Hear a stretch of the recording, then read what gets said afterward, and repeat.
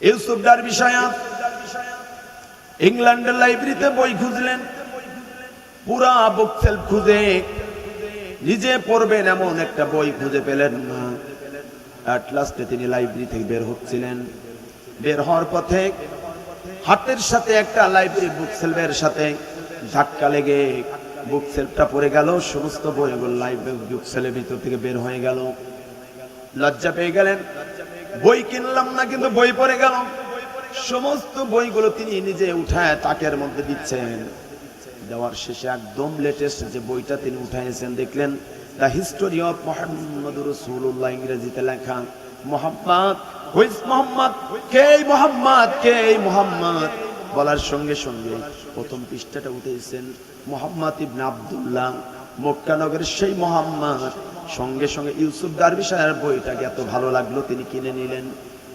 নেওয়ার পরে প্রথম খণ্ড পড়লেন, জন্মটাই আনকমন জন্ম, শৈশবকালটা আনকমন শৈশবকাল, পৌরত্বকাল, বার্ধক্যকাল, ডেট লাইফ পর্যন্ত তিনি পড়লেন। তিনি আমার আশ্চর্য হয়ে গেলেন, পৃথিবীতে এত সুন্দর মানুষ তো আমি কোনোদিন পড়ি নাই। সুবহানাল্লাহ।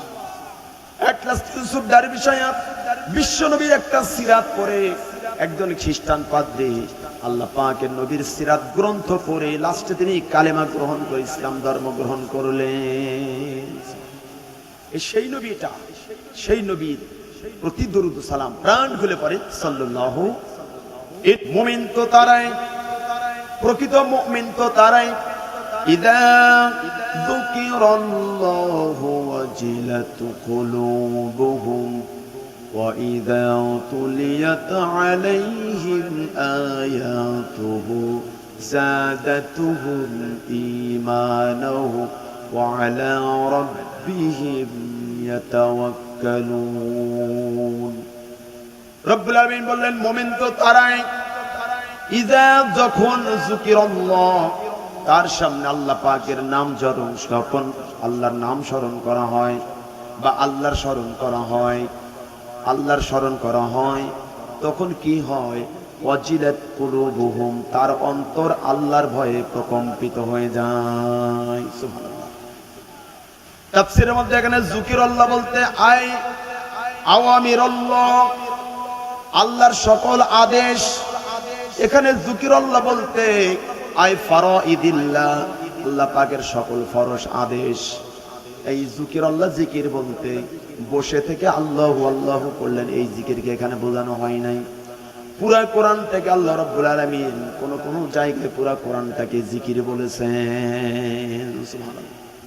ইযা নুদিয়া লিস-সালাতি মিন ইয়াউমিল জুমআহ, জুমার দিনে যখন তোমাদেরকে ডাকা হয়, ফাসআউ ইলা যিকিরিল্লাহ, তখন তোমরা আল্লাহর জিকিরের জন্য মসজিদে যাও। ওই জিকির মানে নামাজ, ঠিক কিনা বলেন?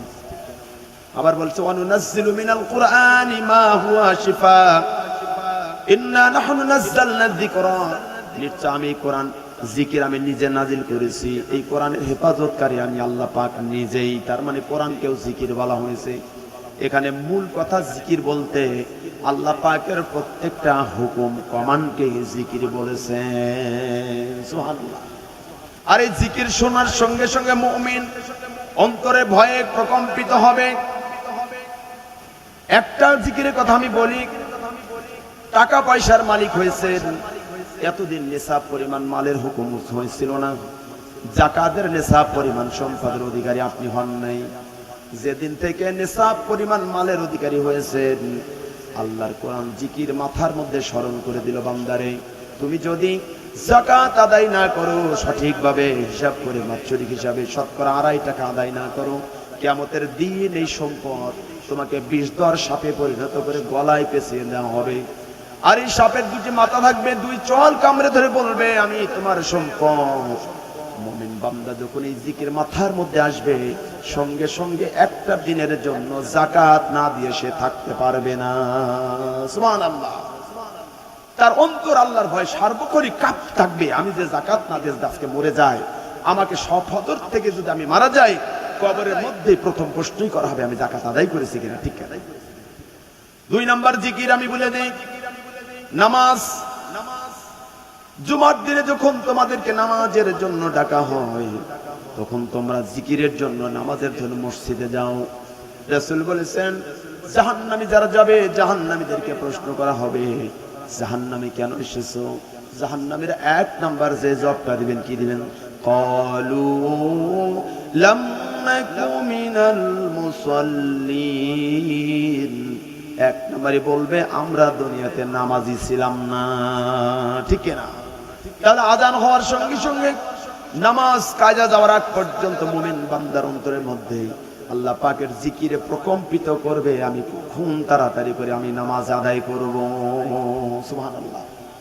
3 নম্বর জিকিরের কথা বললাম, নামাজ পড়লাম ব্যক্তিগত জন্য, যাকাত দিলাম ব্যক্তিগতর জন্য, সব কিছু করলাম, কিন্তু আন আকিবুদ্দিন, দিন কায়েম করার হুকুম জিকির যখন আপনার কাছে দেওয়া হলো, দিন কায়েমের জন্য জিকির যখন আপনার মাথার মধ্যে চলে আসলো, যে সমাজে দিন কায়েম নাই ওই সমাজে মানুষের সর্বপ্রথম দায়িত্ব, ফরজ দায়িত্ব হলো আল্লাহর জমিনে আল্লাহর দেওয়া দিন কায়েমের চেষ্টা করা। ঠিক কিনা বলেন? এটা সর্বোচ্চ জিকির। আর এই জিকির কায়েম হলে মানুষের প্রত্যেকটা ঘরে ঘরে কোরআনের হুকুম পৌঁছে যাবে।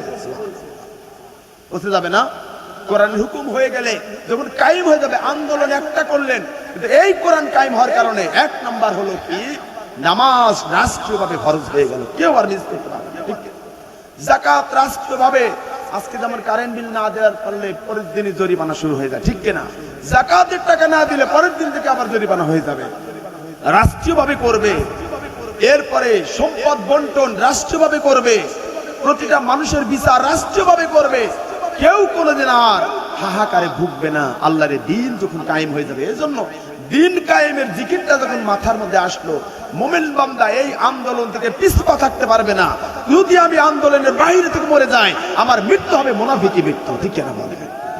এই জন্য দিন কায়েমের আন্দোলন থেকে মুমিন বান্দার অন্তর প্রকম্পিত হবে, কখন আমি এই আন্দোলনের সাথে শরীক হয়ে যাবে। সুবহানাল্লাহ। দিন বিজয় ঠিকই হবে একদিন, বললাম আমি। দিন কায়েম ঠিকই হবে, হয় আপনাকে নিয়ে অথবা আপনাকে ছাড়া। এটা আল্লাহর দিন জমিনে ঠিকই কায়েম হবে। আল্লাহ রাসূল বলেছেন ইন্নাল্লাহা যাওয়ালিয়াল আরদ ফারাআইতু মাশারিকুহা মাগারিবুহা। আমাকে আল্লাহ পাক এই পৃথিবীটা জমিন করে দেখা হয়েছে, কম্পাস করে দেখানো হয়েছে।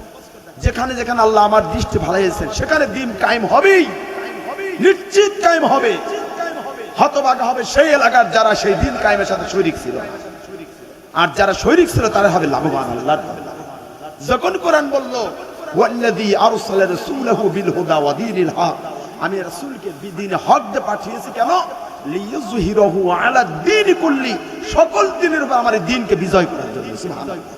তাহলে একটা জিকির না এটা? এই জিকির করার সাথে সাথে মুমিন বান্দা আর বাইরে থাকতে পারবে না। আমি এই দ্বীনের সঙ্গে, যেই দিন কায়েমের জন্য যারা চেষ্টা করে তাদের সাথে আমি অ্যাড হয়ে যাই। আমি যদি 1 সেকেন্ড আগেও অ্যাড হওয়ার আগে মরে যাই, তাহলে আমার মৃত্যু হবে মুনাফিকি মৃত্যু। ঠিক কেন? আমার ভাইরা, এই জন্য যখনই আল্লাহ পাকের যখন কোন জিকির আপনার সঙ্গে হুকুম আসবে, মুমিন বান্দা সেই হুকুমটা পালন করার জন্য সর্বোত্তম চেষ্টা করবে। আমি ওই হুকুমটা মানার আগে যদি মৃত্যুবরণ করি, আমার মৃত্যু হবে মুনাফিকি মৃত্যু। ঠিক না বলেন? এই জন্য মুমিন বান্দার সাথে আল্লাহর যখন যে হুকুম আসবে, সঙ্গে সঙ্গে মুমিন বান্দা সেই হুকুমটা পালন করার জন্য তার অন্তরের মধ্যে ভয় প্রকম্পিত হয়ে যাবে। সুবহানাল্লাহ। 2 নম্বর কারণ বলছে আল্লাহ পাক, ওয়াইদা তুলিয়াত আলাইহিম আয়াতুহু যাদাতুহুম ঈমানা। 2 নম্বর কারণ হলো মুমিন বান্দার যে বৈশিষ্ট্যটা হবে, যখন তাদের সামনে কোরআনের আলোচনা করা হয়, কোরআনের তেলাওয়াত করা হয়, কোরআন তেলাওয়াত শুনলেই তাদের অন্তরের মধ্যে কোরআনের প্রতি তাদের ঈমান বেড়ে যাবে। ইংল্যান্ডের এক গায়ক জন স্টিভেন, সকালবেলা একটা রোগের কারণে মানুষ হাঁটাহাঁটি করে, এই রোগটার নাম কি? ডায়াবেটিসের কারণে লাগে কি আছে নাকি? তো সর্বত্র চলে গেছে। 15টা বছর বাংলার মানুষকে জীবন শেষ করে দিয়েছে ভারতীয় চিনি খাওয়াইয়া। ঠিক কেনা বলেন? স্লো পয়জন ঢুকা দিয়েছে। আল কুফরু মিল্লাত ওয়াহিদা, কুফর সব এক মিল্লাতের। আর কোনদিন মুসলমানদের বন্ধু হতে পারে? ওরা ভারতের যে জিনিসটা বাংলাদেশের জন্য দিয়েছে, যদি আপনি মেশিনারি দিয়ে পরীক্ষা করবেন, ঠিকই ধরতে পারতেন যে কি দিয়েছে ওরা আমাদের জন্য। আর আমাদের বাংলাদেশ থেকে শুধু ইলিশ দিয়েছিল, তারপরে ভারতীয় চ্যানেলে দেখেন তোলপাড় করেছে বাংলাদেশের ইলিশ খাওয়া যাবে না, ওরা সেই ইলিশের মধ্যে এমন কিছু কীটনাশক দিয়ে আমাদের পাঠাইছে মারার জন্য, অথচ এটা কেউ করে নাই, অথচ ভারত এটা করেছে বিদায় ওদের মনে আছে যে ওরা আমাদের মতো করতে পারে, ঠিক কেনা বলে। পুকুরের পারে শেষ রাত্রে গোসল দিচ্ছে 3 পারে 3 জন, এক পারে এক চোর, আরেক পারে নামাজি, আরেক পারে হলো কি তাহাজ্জুদ গুজারি মনে করেন, ঠিক বলছেন। এখন চোর এবারে গোসল দিয়ে মনে করছে ছেড়ে আমি তো চুরি করলাম অমুক পাড়া, ও চোর আবার কোন পাড়া চুরি করলো, ও তাহলে বলি কোন পাড়া চুরি করেছে, কারণ ও চোরের মানসিকতা তো চোরের মতোই চিন্তা ভাবনা হবে, ঠিক কিনা। ভারত যে 15টা বছর 16 পয়জনে প্রতিটা খাবার নষ্ট করে ফেলেছে বাংলাদেশে, ও ভাবছে যে তাহলে বাংলাদেশ আমাদের যা দিচ্ছে আমাদেরও বাড়ি 16 পয়জন দিয়ে পাঠাইতেছে, ঠিক কিনা বলেন।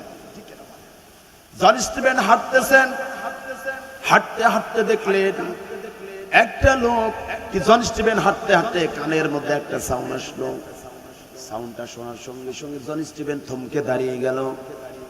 আমি কি শুনলাম, আমি তো একজন ইংল্যান্ডের গায়ক, আমি তো এত গান গাই, এত সুন্দর গান তো কোনোদিন আমি শুনি নাই, কোন গান শুনলো, থমকে দাঁড়িয়ে গেল। গানের সাউন্ড কোথা থেকে আসে, তিনি ডান দিকে তাকায় দেখলেন একটা ছোট্ট দোকান, অডিও ভিডিও মাল্টিমিডিয়ার একটা দোকানের মধ্য থেকে সাউন্ড আসছেন। আস্তে আস্তে করে চলে গেলেন সেই দোকানের পাশে, যাওয়ার পরে দেখলেন ঝাঁপ অর্ধেক নামানো, ঘরের ভিতরে তাকায় দেখলেন একটা ছেলে, দাড়ি রাখা ছেলে, মাথায় টুপি দিয়ে ফজরের নামাজ আদায় করে এসে দোকানের মধ্যে বসে কারি আব্দুল বাসিত সাহেবের সূরা আর রহমান তেলাওয়াত ছেড়ে দিয়েছেন। শোনার সঙ্গে সঙ্গে অনেকক্ষণ দাঁড়িয়ে আছেন আর যুবক মাথা নিচ দিয়ে শুনতেছে। তেলাওয়াতটা যখন শেষ হয়েছে, এতক্ষণ পর্যন্ত জন স্টিভেন শুনতেই ছিল তেলাওয়াত, যখন শেষ হয়েছে তাকায় দেখলেন ইংল্যান্ডের বড় গায়ক আমার দোকানের সামনে। বললেন, যুবক তুমি যে এতক্ষণ যেই গায়কের গান বাজাইলে ওই গায়কের নাম কি, আর সে গায়কের গান কে লিখেছে, কোন শিল্পীর লেখা?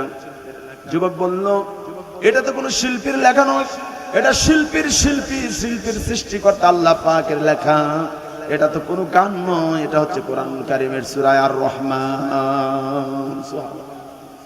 আর রহমান তাহলে এত সুন্দর হতে পারে, আমার একটু দিবা না গানটা? বললেন, দেব। ইংল্যান্ডের বড় মসজিদের যে ইমাম আছেন তার কাছে গিয়ে আপনি নিতে পারবেন। লাস্টে জন স্টিভেন আল্লাহরই কোরআনের তেলাওয়াত সকালবেলা শুনিয়া আল্লাহ পাক তার কপালে হেদায়েত দিয়েছেন, ইমাম সাহেবের কাছে কালেমা করে মুসলিম হয়ে সে কোরআন তেলাওয়াত শিখেছেন। যাদের অন্তরের মধ্যে ইমানের বিন্দু মাত্র লেশ থাকবে, আল্লাহরই কোরআন শুনলে তাদের অন্তরের মধ্যে ইমানের মাত্রা বেড়ে যাবে।